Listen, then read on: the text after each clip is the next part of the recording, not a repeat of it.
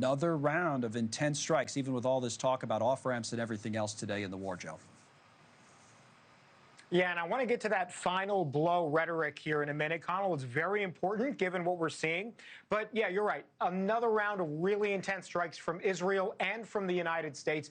In fact, today, Israel again targeted and killed two more high-level Iranian military figures. One was a commander, a naval commander actually in charge of the Strait of Hormuz and some of the movements there. The other person, naval intelligence chief that Israel has reported to having killed today. Meantime, you got from U.S. Central Command a very dire warning, I think, probably the most so that we've seen so far directly to the Iranians. And this is where that final blow, Connell, that Trump is talking about, I think, comes into play, because there's a ton of reporting about more American deployments, the 82nd Airborne. So they're building up the troop presence there. And you have the reporting about potentially this large bombing campaign, if not also ground campaign. So with all of that as the backdrop, this is the message from U.S. Central Command today. And Commander Brad Cooper, he says, quote, U.S. military strikes on the IRGC will continue.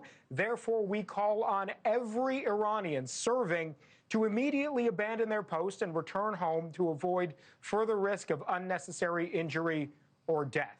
So that warning, coupled with what we're hearing from the president today, obviously very serious. Now, President Trump also today revealing what he meant when he said 2 days ago that Iran had given the U.S. a, quote, present. This is what he said here. They said to show you the fact that we're real and solid and we're there. We're going to let you have 8 boats of oil, 8 boats, 8 big boats of oil. This was 2 days ago. And they'll sail up tomorrow. That was 3 days ago.